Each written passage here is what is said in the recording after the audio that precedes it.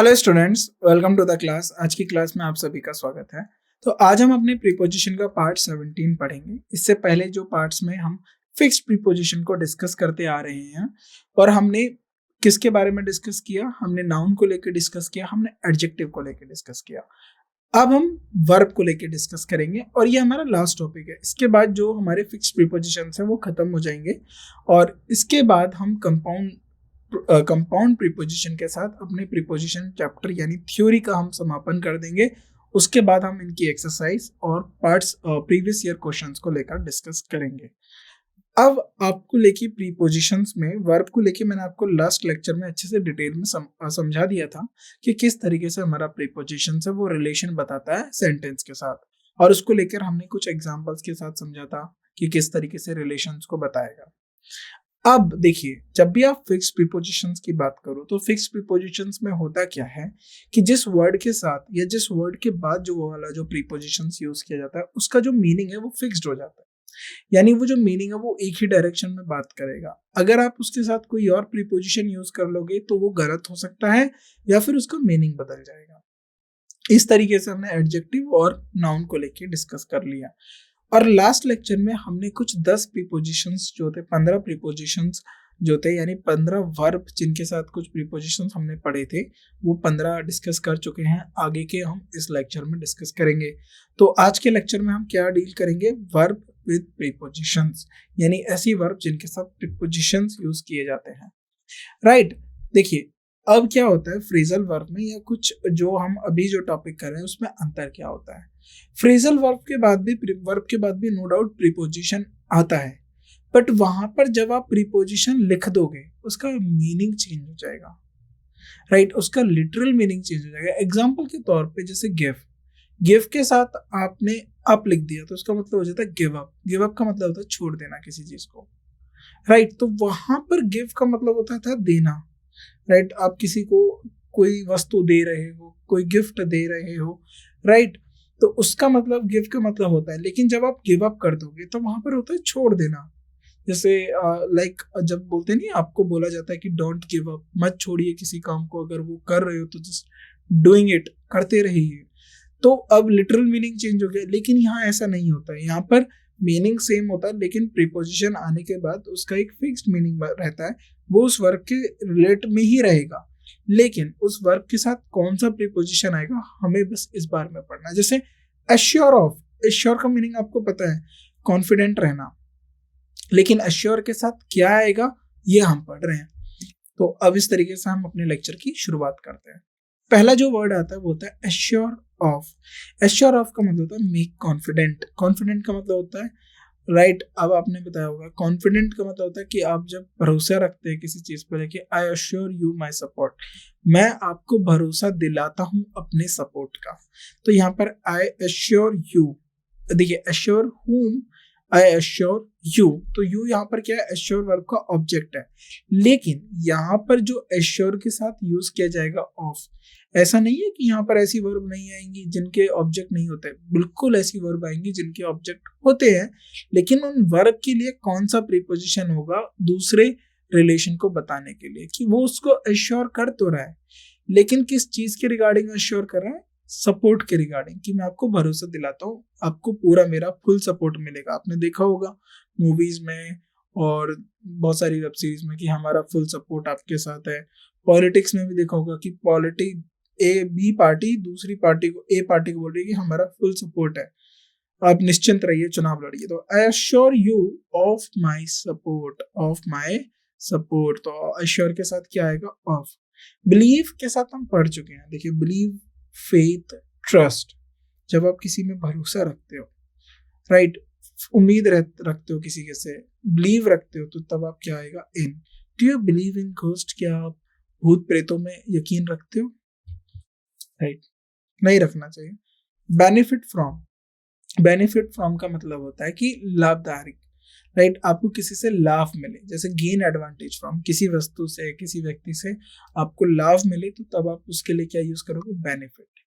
और benefit from, he benefited from the training, उसको training से क्या मिला? लाभ मिला। राइट, ब्लेम फॉर का मतलब होता है होल्ड रिस्पॉन्सिबल फॉर, यानी किसी को रिस्पॉन्सिबल ठहराया जाए। राइट, किसी को जिम्मेदार ठहराया जाए तो she was blamed for the mistake, उसको गलती का जिम्मेदार ठहराया गया, राइट। बूस्ट अबाउट का मतलब होता है टॉक विद एक्सेसिव प्राइड, तो किसी बात को लेके बड़े प्राइड से, गर्व से बात करना, जैसे ही always boost about his achievements, तो वो अपने अचीवमेंट्स को काफी प्राइड के साथ बताता है, राइट। केयर अबाउट का मतलब होता है इंटेंस फीलिंग, या देखिए फील इंटरेस्ट या फिर कंसर्न, किसी के प्रति कंसर्न होना, राइट, चिंतित रहना, तो उसको हम बोलते हैं care about. Do you care about the environment, क्या आप एनवायरमेंट को लेके चिंतित रहते हो। चार्ज विद का मतलब ये हम पढ़ चुके हैं, चार्ज विद का मतलब के साथ आएगा हमारा accused of, she was charged with fraud, right.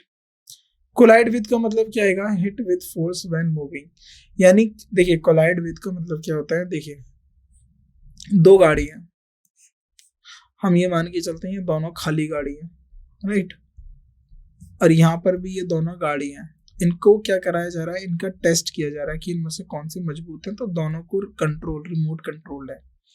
Car A, car B, ये दोनों एक दूसरे के सामने आई और यहाँ पर ये टकरा गई, तो इस टकराव को जब कोई फोर्स के साथ, जब कोई टकराव होता है फोर्स के साथ, इस तरीके से, जैसे मेरे हाथ को देखते हैं इस तरीके से आपस में टकरा गए फोर्स के साथ, यानी दे कोलाइड।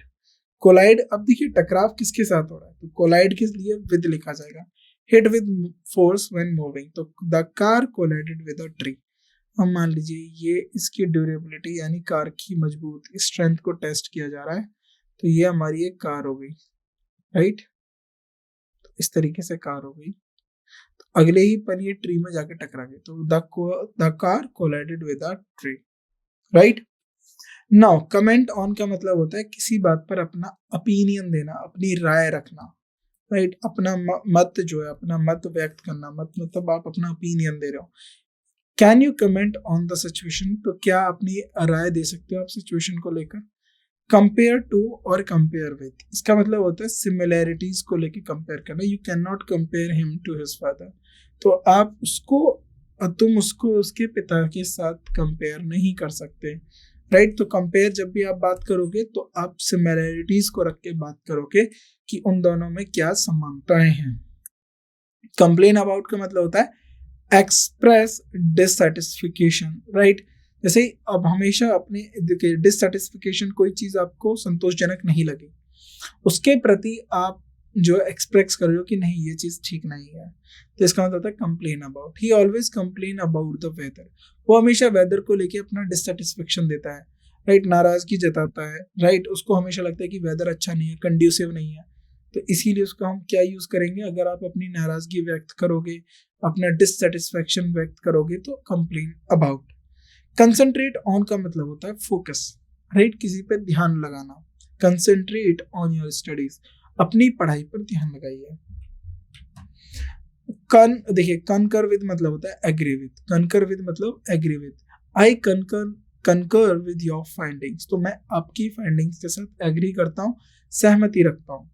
कन्फाइंड इनका मतलब होता है टेल सीक्रेट्स विद ट्रस्ट, तो कन्फाइंड का मतलब हमेशा याद रखना छुपा के रखना या फिर सीक्रेट तौर पे रखना, तो कन्फाइंड इन मतलब टेल सीक्रेट विद ट्रस्ट, यानी भरोसा रखकर आप अपनी कोई सीक्रेट या गोपनीय बात बताएं। जैसे she confined in her best friend, तो वो अपनी बेस्ट फ्रेंड से अपनी गोपनीय बातें करती है, यानी वो उसके साथ क्या है, अपनी चीजों को भरोसे के साथ ट्रस्ट, भरोसे के उसके ऊपर भरोसा है, राइट। कॉन्ग्रेचुलेट के साथ ऑन आएगा, बहुत ज्यादा कॉमन जो वर्ड है एग्जाम में पूछने जाने वाला। कॉन्ग्रेचुलेट के साथ ऑन आएगा, फॉर नहीं आएगा, अबाउट नहीं आएगा, इन नहीं आएगा, ऑन आएगा, किसी को बधाई देना उसके अचीवमेंट के लिए। I congratulate you on your success. Consist of का मतलब होता है, जैसे वहां हमने पढ़ा था कंपोज्ड ऑफ, या होता है कंसिस्ट ऑफ, यानी बी मेड अप ऑफ। जैसे टीम कंसिस्ट ऑफ 5 मेंबर्स, तो जो टीम है वो 5 मेंबर्स की बनी है। नेक्स्ट वर्ड कंट्रीब्यूट टू का मतलब होता है हेल्प, देखिए किसी की मदद करना कुछ देकर, जैसे राइट हेल्प टू कॉज और बीइंग अबाउट, तो किसी की हेल्प करना, जैसे smoking contributes to many health problems, तो यहाँ पर हेल्प नहीं कर रही है स्मोकिंग, यहाँ पर कंट्रीब्यूट का मतलब होता है कि कुछ चीजें लाइक आना, मतलब एक की वजह से दूसरी चीजें होना वो भी कंट्रीब्यूट कर रही है। यानी स्मोकिंग किस चीज में कंट्रीब्यूट कर रही है? हेल्थ प्रॉब्लम में। वो किस चीज में बढ़ोतरी कर रही है? हेल्थ प्रॉब्लम में, राइट। कन्वर्ट इनटू का मतलब क्या होता है?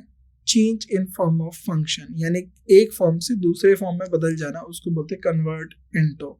जैसे वाटर कन्वर्ट्स इनटू आइस, तो जो वाटर है, जो वाटर यहाँ पर मतलब जो लिक्विड फॉर्म में वाटर है, वो किस में बदल गया? आइस में। We can convert this room into a study, यानी हम इस रूम को किस में कन्वर्ट कर सकते हैं? स्टडी रूम की बात कर रहे हैं। कन्विंस ऑफ का मतलब होता है make someone believe. Convince of का मतलब होता है किसी पे, किसी को भरोसा दिलाना। जैसे I am convinced of his innocence, या किसी के प्रति भरोसा रख लेना, जैसे मेक समवन बिलीव। जैसे आई एम कन्विंस्ड, मैं उसके इनोसेंस को लेकर भरोसा में आ गया, यानी मैंने उसके इनोसेंस पे भरोसा कर लिया। काउंट ऑन का मतलब होता है रिले ऑन, डिपेंड ऑन, यानी you can always count on me, you can always depend on me. Cure of का मतलब होता है रिस्टोर टू हेल्थ, यानी दोबारा हेल्थ को ठीक करना। This medicine can cure you of the flu, तो ये मेडिसिन आपको क्या करेगी? रिस्टोर करेगी, यानी आराम देगी। किससे? फ्लू से। डील विद मतलब हैंडल या concern. She knows how to deal with the difficult situation, उसको पता है किस तरीके से जो डिफिकल्ट सिचुएशन है उसको डील करना है, हैंडल करना है। डिसाइड ऑन का मतलब होता है चूज करना। They decide on the blue paint, यानी उन्होंने ब्लू पेंट चूज किया। डिपेंड ऑन मतलब rely on, our plan depend on the weather. Derive from का मतलब होता है ओरिजिनेट फ्रॉम, जहां से कोई उत्पन्न हुआ है। द वर्ड अल्फाबेट, जो ये अल्फाबेट है, ये कहाँ से ड्राइव्ड हुआ है? Derived from the first two Greek word alpha और बेट, तो ग्रीक के पहले दो वर्ड से ये ड्राइव हुआ है। डिस्पेयर ऑफ का मतलब होता है लूज होप इन, यानी उम्मीद खो देना। जैसे don't despair of finding a solution, right, अपनी उम्मीद मत खोइए सॉल्यूशन को ढूंढते हुए, राइट। सो डिस्पेयर ऑफ का मतलब होता है निराश हो जाते हैं जब आप उम्मीद को लेकर कि अब कुछ समझ में नहीं आ रहा है, धुंधला पड़ रहा है, कुछ सॉल्यूशन नहीं दिख रहा है, तो उम्मीद खोना यानी डिस्पेयर ऑफ। डेटर फ्रॉम का मतलब होता है discourage from doing something, right, किसी चीज को करने से डिस्करेज हो जाना, यानी राइट करेज नहीं होना, हिम्मत हार जाना। Rain did not deter him from going out, यानी जो रेन है वो उसकी हिम्मत नहीं तोड़ सकती है बाहर जाने से, right. Did not deter him यानी did not discourage him, right. Differ from का मतलब क्या हो जाएगा? Be different, right. This model differs from the earlier one, तो जब डिफरेंट फ्रॉम हो सकता है, डेफर फ्रॉम मतलब डिफरेंट फ्रॉम। डिस्यूड मतलब क्या हो जाएगा? डिस्यूड फ्रॉम मतलब होता है एडवाइस अगेंस्ट, या किसी के प्रति विपरीत एडवाइस देना, राइट। जैसे I try to dissuade him from quitting his job, तो वो मना कर रहा था उसकी जॉब को छोड़ने के लिए। आई ट्राई टू डिस्यूड यू, यानी वो किस फेवर में था? अपनी जॉब छोड़ने में। लेकिन मैंने क्या करा? मैंने कोशिश करी, मैंने एडवाइस किया, किसके विपरीत किया? कि जॉब ना छोड़े। तो I try to dissuade him from quitting his job but he did, और लेकिन उसने अपनी जॉब छोड़ दी। ड्रीम ऑफ या ड्रीम अबाउट का मतलब होता है इमेजिन, राइट, इमेजिन करना। I dream of travelling the world, तो वो किस चीज को लेकर इमेजिन कर रहा है? कल्पना कर रहा है दुनिया घूमने की, राइट। इलैप्स बिटवीन का मतलब होता है पास और गो bye. 3 years elapsed between the two events, यानी 3 साल बीत गए इन दोनों इवेंट्स के बीच। तो इलैप्स बिटवीन मतलब होता है पास या गो बाय। इंगेज इन का मतलब होता है पार्टिसिपेट करना, राइट। शी इंगेज, हमने इंगेज को लेके पढ़ लिया। She engages in volunteers work. Inquire about का मतलब होता है आस्क फॉर इंफॉर्मेशन, इंफॉर्मेशन जानना, इंफॉर्मेशन के लिए इंक्वायरी करना। I would like to inquire about flight status, तो वो किस बारे में जानकारी चाहता है? फ्लाइट के स्टेटस को लेकर। एक्सक्यूज फॉर का मतलब होता है फॉरगिव फॉर अ फॉल्ट, जैसे please excuse me for my tardiness, यानी माफी मांगना। फॉरगिव मतलब माफी मांगना, राइट, किसी गलती के लिए माफ करना या माफी मांगना। एक्सपेरिमेंट विद, ट्राई आउट, देखिए एक्सपेरिमेंट विद का मतलब होता है कि किसी नए मेथड को ट्राई करना, नए आइडियाज को ट्राई करना। Scientist are experimenting with a new drug, तो साइंटिस्ट क्या कर रहे हैं? जैसे कोविड के टाइम था, उन्होंने काफी ज्यादा एक्सपेरिमेंट्स करा नए ड्रग्स को लेके। जो नए नए ड्रग इन्वेंट होते थे वो एक्सपेरिमेंट करते थे कोविड वायरस के ऊपर कि कोई असर करेगा, कौन सा असर नहीं करेगा।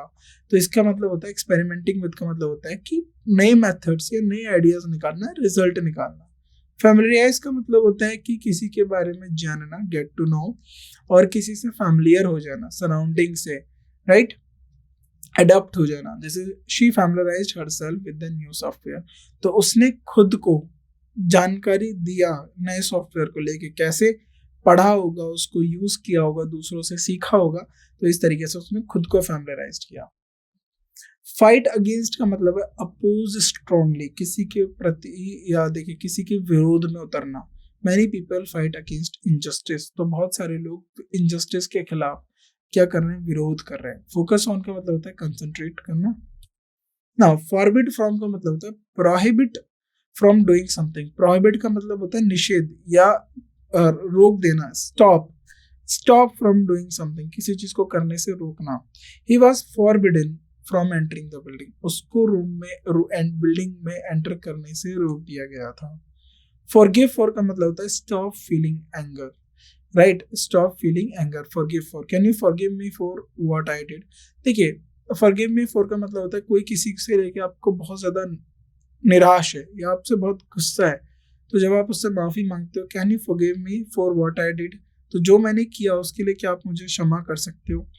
तो इसका मतलब है कि सामने वाला आपसे प्रति बहुत गुस्सा है या जो आपको क्या है काफी ज्यादा गुस्सा है, आपसे नाराज है, तो उसको रोकने के लिए, उसको खत्म करने के लिए तब आप बोलते हो। फ्रोन ऑन या फ्रोन अप का मतलब होता है डिसअप्रूव ऑफ, राइट। जैसे society tends to frown up such behaviour, यानी सोसाइटी ऐसा बिहेवियर क्या करती है, डिसअप्रूव करती है, मना करती है, अप्रूव नहीं, मतलब एक्सेप्ट नहीं करना, राइट। गार्ड अगेंस्ट का मतलब होता है टेक प्रिकॉशंस अगेंस्ट, यानी सावधानी बरतना। देखिए गार्ड का मतलब भी यही होता है, गार्ड किस लिए यूज किए जाते हैं, प्रोटेक्शन के लिए, तो यहां से वो वर्ड आया गार्ड अगेंस्ट, मतलब सावधानी बरतना। We should guard against over eating, हमें ओवर ईटिंग से सावधानी बरतना चाहिए, प्रिकॉशंस लेने चाहिए। हिंट एट का मतलब होता है सजेस्ट इनडायरेक्टली, तो इनडायरेक्टली वे में आप किसी को सजेस्ट करते हो, यानी hint at. Are you hinting at something.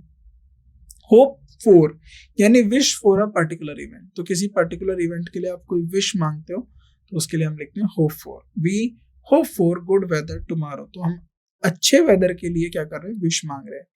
Insist on मतलब डिमांड, किसी चीज की डिमांड में होना। Insisted on paying the bill, तो यानी आपने डिमांड किया बिल पे करने का। इंटरफेयर विद मतलब होता है प्रिवेंट और मॉडिफाई विद नॉर्मल ऑपरेशंस। जैसे एक्सेसिव नॉइज, इंटरफेयर विद यानी रोक देना, कोई नॉर्मल ऑपरेशन चल रहा है उसको रोक देना। इंटरफेयर विद यानी अड़चने डालना, इंटरफेयर विद मतलब अड़चने। जैसे एक्सेसिव नॉइज क्या अड़चन डाल रही है, कम्युनिकेशन में, राइट। इन्वेस्ट इन का मतलब होता है पुट मनी और effort into something with the expectation और बेनिफिट। इन्वेस्ट इन का मतलब समझ लीजिए, आप पैसा या फिर अपने एफर्ट्स किसी में डाले, या फिर किसी के लिए पैसा, किसी में पैसा डाले, या फिर किसी के लेकर एफर्ट्स करें, ये सोच के कि वो आपको बेनिफिट मिलेगा, तो इसके लिए हम ये वर्ड यूज करते हैं invest in. He decided to invest in real estate, तो उसने अपने एफर्ट्स या पैसे किस में डाले, रियल एस्टेट में, ये सोच के कि बाद में उसे एक्सपेक्टेशन किसकी है, बेनिफिट की, लाभ की। लाफ्ड एट का मतलब होता है फाइंड समवन और समथिंग अम्यूजिंग, किसी के ऊपर हंसना या किसी जोक को लेकर हंसना। लिसन टू का मतलब होता है give attention to a sound, किसी साउंड, किसी ध्वनि को लेकर अटेंशन देना। I love listening to a classical music. Long for का मतलब होता है हैव अ स्ट्रॉन्ग विश और डिजायर, तो किसी के प्रति तीव्र इच्छा या फिर उसके डिजायर रखना। ही लॉन्ग्ड फॉर हर होमलैंड, तो उसको किसकी इच्छा थी, अपने घर की। ऑप्ट फॉर का मतलब होता है चूजिंग वन फॉर अनदर, तो आपके पास देखो 1 2 3 4 5, तो मतलब 4 ऑप्शन है, तो आई ऑप्ट फॉर, किसके लिए आपने ऑप्ट चूज किया, opt for option 1, for the option 1, तो I opt for the vegetarian meal, तो बहुत सारे मील होंगे, उसने वेजिटेरियन मील को लेके ऑप्ट किया। पार्टिसिपेट इन का मतलब होता है किसी एक्टिविटी या किसी इवेंट में भाग लेना, भाग लेना मतलब participate. I participate in the marathon, उसने मैराथन के अंदर भाग लिया। पे फॉर का मतलब होता है कि किसी सर्विस के बदले या किसी, देखिए सर्विस के बदले या किसी गुड्स का मतलब सामान के बदले आप पैसा देते हो, आप मनी देते हो, धन देते हो, तो उसको हम क्या बोलते हैं, पे for. I will pay for the tickets, मैं टिकट्स के पैसे दूंगा। प्रे फॉर का मतलब होता है आस्क गॉड फॉर समथिंग, तो भगवान से किसी के लिए मतलब किसी चीज के लिए पूजा करना, राइट। आस्क गॉड, यानी प्रे तो हम भगवान की करते हैं, ईश्वर की करते हैं, लेट्स प्रे फॉर पीस। तो किसकी पूजा, किसके लिए पूजा करें? पीस के लिए, शांति के लिए पूजा करें। प्रिपेयर फॉर का मतलब होता है make ready, right. Ready use करने, रेडी के लिए यानी तैयार करना।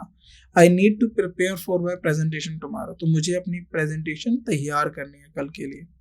प्रिवेंट फॉर का मतलब होता है कि हमने बोला ना, प्रिवेंट का मतलब होता है कि रोक देना, निषेध, यानी ही injury prevented him from playing, तो उसकी इंजरीज की वजह से वो खेल नहीं पाया, तो उसका खेलना किसकी वजह से रुका? इंजरीज की वजह से। तो प्रिवेंटेड के साथ क्या आएगा? प्रिवेंट के साथ आएगा फ्रॉम। प्रोवाइड के साथ क्या आएगा? With, giving something to someone, right. The company provided him with the necessary tools, तो देखिए समथिंग टू समवन, तो यहाँ पर प्रोवाइडेड के साथ ऑलरेडी है। The company provided whom, him, क्या प्रोवाइड किया? नेसेसरी टूल्स, तो यहाँ पर क्या यूज हुआ? With necessary tools. तो हिम यहाँ पर क्या है? ये प्रोवाइडेड वर्ब का जो है ऑब्जेक्ट है, लेकिन आपको पता है प्रोवाइडेड के साथ क्या आएगा? विद, तो यहाँ पर टूल्स क्या है? विद वर्ब का ऑब्जेक्ट, विद प्रीपोजिशन का ऑब्जेक्ट है। Relay on, again depend on या ट्रस्ट इन। सर्च फॉर का मतलब होता है ट्राई टू फाइंड समथिंग, किसी चीज को ढूंढना। स्पीक टू का मतलब होता है talk to, can I talk to the manager. Stand for यानी रिप्रेजेंट, स्टैंड फॉर का मतलब होता है रिप्रेजेंट करना। जैसे what does UN stand for, तो यूएन क्या रिप्रेजेंट करता है? United Nations. सफर फ्रॉम का मतलब होता है कि किसी से अफेक्ट हो जाना या किसी चीज की वजह से आपको झेलना, तो ही सफर्स फ्रॉम माइग्रेन्स, तो वो क्या झेल रहा है? माइग्रेन्स उसको है, राइट। टॉक अबाउट का मतलब होता है किसी पे चर्चा करना, डिस्कस करना। They were talking about their plans of the weekend, तो वो किसके ऊपर चर्चा कर रहे हैं? अपने वीकेंड्स के प्लान्स को लेके। थिंक अबाउट या फिर थिंक ऑफ का मतलब होता है कंसीडर, हैव इन माइंड, किसी चीज को कंसीडर मद्देनजर रखना, या फिर हैव इन माइंड दिमाग में रखना, याद रखना। जैसे I have been thinking about moving to a new city, तो मैं सोच रहा हूँ नई सिटी को मूव करने में, तो यानी ये जो पर्टिकुलर चीज है जिसके बारे में सोच रहा है, ये इसके दिमाग में काम कर रही है, right. Trust in, faith in, believe in, याद रखिएगा एग्जाम में सबसे ज्यादा पूछे जाते हैं, इन सबके साथ इन आएगा, यानी believe in the reliability of, right, किसी के प्रति भरोसा रखना। I trust in your judgement, तो मैं आपके जजमेंट यानी आपके फैसले पर भरोसा रखता हूँ। वाउच फॉर का मतलब होता है असर्ट द ट्रूथ ऑफ या फिर कंफर्म, राइट, कंफर्म करना या किसी ट्रूथ को मानना। जैसे I can vouch for his reliability, right. Now wait for का मतलब होता है stay in place until unexpected events. For, until का मतलब होता है टिल नॉट, अंटिल का मतलब क्या होता है? टिल नॉट, यानी एक जगह पे इंतजार करना जब तक कोई दूसरा इवेंट ना हुआ हो। I will wait for you outside, तो वो उसका बाहर इंतजार करेगा। कब तक करेगा? जब तक वो बाहर नहीं आएगा, तभी तो यह लिखा गया unexpected events happens. Work on का मतलब होता है स्पेंड टाइम प्रोड्यूसिंग और इम्प्रूविंग समथिंग, तो इसका मतलब है कि आप कोई समय दे रहे हो या समय अपना किसी के ऊपर लगा रहे हो, तो किस लिए? कुछ अच्छा बनाने के लिए, किसी में सुधार करने के लिए, कुछ प्रोड्यूस करने के लिए, राइट, कुछ प्रोड्यूस करने के लिए, उत्पन्न करने के लिए, सुधार करने के लिए, राइट। तो यहाँ पर पॉजिटिव वे में आ जाएगा। जैसे he is working on a new model, तो वो एक नए मॉडल पे काम कर रहा है। वरी अबाउट का मतलब होता है चिंतित होना, बी एनेक्शियस और troubled about, don't worry about the details, तो डिटेल्स को लेकर ज्यादा चिंता ना करो। यर्न फॉर का मतलब होता है हैव एन इंटेंस डिजायर, किसी के प्रति बहुत ज्यादा तीव्र इच्छा रखना। ही अर्न फॉर एडवेंचर, तो उसकी क्या है? बहुत ज्यादा इच्छा है, क्या डिजायर है उसका? एडवेंचर करने का, राइट। यील्ड टू का मतलब क्या होता है? Give way to arguments, demand और प्रेशर। देखिए यील्ड्स का मतलब होता है डिमांड, और प्रेशर भी होता है, दबाव भी होता है, और आर्ग्यूमेंट्स रखना, right. The company yielded to the demands of the protester, यानी कंपनी ने क्या करा? Company yielded, give a way to argument, किसके लिए? प्रोटेस्टर्स की डिमांड के लिए। जोन इन और ऑन का मतलब होता है focus intensely on something specific, तो किसी चीज के ऊपर बहुत ज्यादा, जो कोई इंपॉर्टेंट हो, स्पेसिफिक हो, उसके ऊपर काफी ज्यादा फोकस होना। The detective zoomed in on the primary suspect, तो ज़ूम्ड इन ऑन होता है, याद रखिएगा। नाउ जूम इन ऑन और वहां पर हमने पढ़ा जूम इन ऑन, राइट? तो दोनों में अलग है। Focus intently, right? Intently on something और स्पेसिफिक, राइट? तो जैसे डिटेक्टिव होता है वो इंटेंटली काफी ज्यादा फोकस रखता है। Look closely apart a large whole, यानी बहुत बड़ा पार्ट में से एक छोटे पार्ट को ज्यादा ध्यान से देखना। जैसे the camera can zoom in on the distance mountain, तो मान लीजिए बहुत ज्यादा एरिया है तो हमने फोकस कैमरे का किस पे करा है? माउंटेन्स को लेकर। तो यानी हम क्या देखना चाहते हैं? हम माउंटेन्स देखना चाहते हैं, यानी बहुत सारे पार्ट्स में से हमने माउंटेन्स को लेके फोकस किया। जोन इन आउट का मतलब होता है किसी स्पेसिफिक चीज को लेके आप ध्यान से उसको फोकस कर रहे हो, ऑब्जर्व कर रहे हो। तो यहाँ पर ऑब्जर्वेशन ज्यादा आएगा कि यहाँ पर आप प्राइमरी सस्पेक्ट को लेके काफी ज्यादा ऑब्जर्व कर रहे हो। तो ऑब्जर्वेशन में क्या आ जाएगा? उसकी गतिविधि को देख रहे हो, उसके एक्शंस को मॉनिटर कर रहे हो, उसके बातचीत को आप देख रहे हो। तो यहाँ पर ऑब्जर्वेशन ज्यादा राइट वर्ड होगा। एब्स्ट्रेन फ्रॉम का मतलब होता है चूज नॉट टू डू और समथिंग। अब आपने ये बहुत सारा कॉमन वर्ड है, तो आपने देखा होगा न्यूज चैनल्स के अंदर कि जब भी यूएन होता है हमारा यूनाइटेड नेशंस की, जब भी बैठक होती है, जैसे उसकी सिक्योरिटी काउंसिल्स भी है, यूएनएससी जिसे हम बोलते हैं, और उसकी जनरल असेंबली भी है।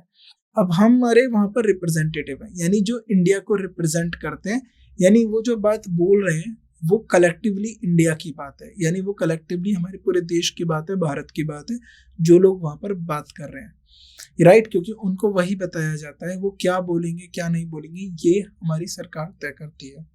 तो अब एब्सटेन का मतलब होता है, मान लीजिए किसी चीज को लेकर वोटिंग हुआ, इंडिया चाहता है कि वो ना ए पार्टी के फेवर में है ना ही बी पार्टी के फेवर में है, वो अलग है, यानी वो बीच में है, वो किसी के फेवर में नहीं है।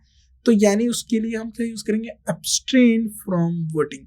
तो इंडिया ने वोट करने से एब्सटेन किया, यानी उसने ना ए को चूज किया ना बी को चूज किया, यानी चूज नॉट टू डू और हैव समथिंग, यानी इंडिया एब्सटेन फ्रॉम वोटिंग। अब वोटिंग किसी के भी ऊपर हो सकती है, वो कोई भी इशू हो सकता है। तो इसका मतलब है चूज नॉट टू डू, हमें नहीं करना था, हमें ना ए को चूज करना था ना ही बी को चूज करना था, हमने बीच में रहना था, हमने वो किया। नाउ एग्जाम्पल क्या है? She decided to abstain from eating meat, तो उसने मीट खाने से मना कर दिया, राइट? एब्सटेन फ्रॉम किस चीज से मना कर दिया? Not eating meat. Accuse of मतलब किसी चीज को ब्लेम किया जाए, किसी को ब्लेम किया जाए किसी रॉन्ग गलत काम के लिए। Claim that someone has something wrong, he was accused of, तो उसको चोरी के लिए ब्लेम किया गया। अडेप्ट टू का मतलब होता है कि नई कंडीशंस के साथ अपने आप को फैमिलियर कर लेना। एडहीर टू का मतलब होता है, आपको बताया था, एडहीर टू का मतलब है कि किसी को या अटैच्ड टू रहना, किसी को फॉलो करना। It is important to adhere to the company's guideline. Apology for मतलब माफी या अपना रिग्रेट, दुख व्यक्त करना किसी गलत कार्य को लेकर। अपील टू का मतलब होता है अर्जेंट रिक्वेस्ट या फिर सीरियस, मेक अ सीरियस। जैसे आप अपील करते हो, कोर्ट में अपील करते हो, कहीं और गवर्नमेंट में जाके अपील करते हो, तो यानी आप अर्जेंट रिक्वेस्ट करना। अप्लाई फॉर का मतलब है ऑफिशियली रिक्वेस्ट करना। अप्रूव ऑफ का मतलब होता है बिलीव दैट समवन और समथिंग इज गुड और एक्सेप्टेबल, ये मानना कि कोई चीज अच्छी है, तो तभी आप उसको अप्रूव करोगे ना। I don't approve of his behaviour. Argue with का मतलब होता है किसी के साथ बहस करना, डिबेट करना, तो यहाँ फिर नेगेटिव है। अराइव एट का मतलब होता है किसी एक पॉइंट पे पहुंचना, ask for something, right? Associated with, connected. So now तो अब ये जो है हमारे अब बाकी के जो नए वर्ड्स हैं वो हम अपने नेक्स्ट लेक्चर में डिस्कस करते हैं। तो यहाँ तक आपके जो 100 वर्ड्स थे वो हमने डिस्कस किए, बाकी जो और भी वर्ड्स हैं वो हम अपने नेक्स्ट लेक्चर में डिस्कस करेंगे। देखिए इसका एक ही तरीका है सीखने का, प्रीपोजिशन। तो बहुत सारे टाइम पे धीरे धीरे क्या होता है कि मैं भी कुछ वर्ड्स को रिपीटेशन डाल देता हूँ, उससे होता क्या है कि वर्ड्स तो काफ़ी लिमिटेड है जो आपके एग्जाम में पूछे जाते हैं, लेकिन जब आप एक वर्ड पढ़ चुके, वो आपको मान लीजिए 20 25 30 50 वर्ड्स के बाद आपको देखने को मिल रहा है, तो क्या आप उसको याद कर पा रहे हो या नहीं याद कर पा रहे हो? इसीलिए रिपीटेशन रहता है वर्ड्स का, और वो उन्हीं वर्ड्स का रिपीटेशन होता है जो एग्जाम में बहुत ज़्यादा पूछे गए। तो प्रीवियस ईयर जब हम प्रैक्टिस करेंगे उसमें भी आपको देखने को मिलेगा कि एग्जाम के अंदर सेम वर्ड्स ना कई अलग अलग तरीके से पूछ लिया है। कभी वो फिलिंदा ब्लैंक्स के तौर पे पूछ लेगा, कभी वो आपका एरर की फॉर्म में पूछ लेगा, तो उसके पूछने के तरीके बदल जाते हैं, लेकिन वर्ड्स तो सेम होते हैं, राइट? सो अभी हमने 100 वर्ड्स डिस्कस कर लिए, बाकी के जो वर्ड्स हैं हम आगे डिस्कस करेंगे, राइट? नेक्स्ट लेक्चर में डिस्कस करेंगे। तो इसी तरीके से आपको काम करना है अपने वर्ड्स के ऊपर, किस तरीके से एग्जाम में वर्ड्स पूछे जा रहे हैं और आप अलग क्या कर सकते हो। देखो जब भी आप प्रैक्टिस करो तो अपने अपने लिए कुछ फॉर्मूलेज बनाओ, कि कुछ याद करने की ट्रिक्स बनाओ, कुछ टेक्निक्स हो जो आपको राइट एग्जाम में जल्दी याद करा दें, क्योंकि ये चीज एग्जाम के पॉइंट ऑफ व्यू से काफी इंपॉर्टेंट है। अगर आपको प्रीपोजिशंस याद है तो आप जो माइनर से जो छुपे हुए स्पॉटिंग द एरर्स में क्वेश्चन आ जाते हैं ना, वो आप झट से निकाल लेंगे। क्लोज टेस्ट आप अच्छा बना लेंगे। क्लोज टेस्ट के साथ साथ आपको देखिए मैं उसका यूज बताता हूँ कहाँ होता है प्रीपोजिशन का। स्पॉटिंग द एरर्स तो हो गया, देखिए एरर एक टॉपिक हो गया, उसमें आपको देखिएगा ये तो ग्रामर के टॉपिक है, right. Fill in the blanks में भी आ सकता है, ये भी एक ग्रामर का टॉपिक है। अब जो क्लोज होता है ये एक रीडिंग कॉम्प्रिहेंशन का टॉपिक होता है। यहाँ पर भी आपको बहुत हेल्प करेगा कि कौन से पर्टिकुलर वर्ड के साथ किस तरीके से कौन सा प्रीपोजिशन आना चाहिए। अब उसके बाद अगर मैं आपको यूज बताऊं, जब आप करते हैं ना जंबल सेंटेंस या फिर जंबल्ड पैराग्राफ, इसमें बहुत यूज करता है, क्योंकि अब पैराग्राफ क्या है, ऊपर नीचे आपने सब्जेक्ट ढूंढ लिया, ऑब्जेक्ट ढूंढ लिया, चलो आपने उन दोनों को लगा दिया। लेकिन अगर आपको प्रीपोजिशन का भी करेक्ट यूज आता है तो आप बता सकते हो कि यार यहाँ पर ऑफ आना चाहिए था, यहाँ पर एग्जामिनर जो है ऑफ पूछ रहा है, तो इस वर्ड के जैसे जूम इन ऑन हो गया तो जूम, या एब्सटेन मान लीजिए, कहीं पर एब्सटेन लिखा आ गया, एब्सटेन आ गया, और आपको लग रहा है इसके बाद तो फ्रॉम आना चाहिए, फ्रॉम आना चाहिए, वो ये ए पार्ट में था, बी हो गया, सी हो गया, बी में नहीं मिला, सी में नहीं मिला, डी में फ्रॉम है, यस आपको लगा ए के बाद तो डी आएगा, तो एक कॉम्बिनेशन हो गया। मान लो सी में सब्जेक्ट मिल गया तो सी ए डी बी, ये आपका कॉम्बिनेशन बन गया। इस तरीके से आपको हेल्प करेगा, और साथ साथ ये आपके जंबल्ड पैराग्राफ में भी हेल्प करेगा। और उसके बाद जब आप रीडिंग कॉम्प्रिहेंशन पढ़ते हो, वहां पर पैसेज को समझने में बड़ी हेल्प करता है प्रीपोजिशन। और प्रीपोजिशन को आप अच्छा कैसे कर सकते हो, इसका एक और तरीका है, आप रीडिंग कॉम्प्रिहेंशन की प्रैक्टिस करिए। जितना ज्यादा आप रीड करेंगे, कोई बुक हो गया, कोई न्यूज़पेपर हो गया, तो जब आप इन चीजों को रीड करना शुरू करेंगे ना, तो आपको बहुत अच्छी प्रैक्टिस मिलेगी प्रीपोजिशंस की। तो जो आप ग्रामर सीख रहे हो और न्यूज़पेपर आपको मिल रहा है रीड करने के लिए, तो आप उनको लिंक करके देखना दोनों को, कि आप जो सीख रहे हो उसका एप्लीकेशन है वहां पर, वहां वो एक सेंटेंस के फॉर्म में बन गया है। और कभी कभार तो एक सेंटेंस हमारा इतना बड़ा बन जाता है, 3 लाइन का, 4 लाइन का।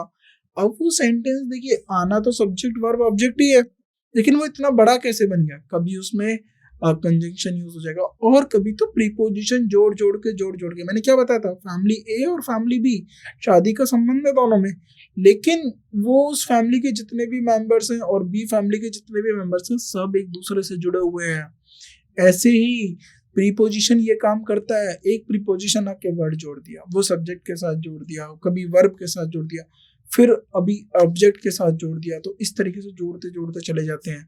कोई टाइम बता रहा है, कोई प्लेस बता रहा है, कोई घटना बता रहा है, कोई कुछ बता रहा है, कोई कुछ बता रहा है, तो उससे क्या हो गया, एक सेंटेंस, कॉम्प्लेक्स सेंटेंस हमने बना लिया।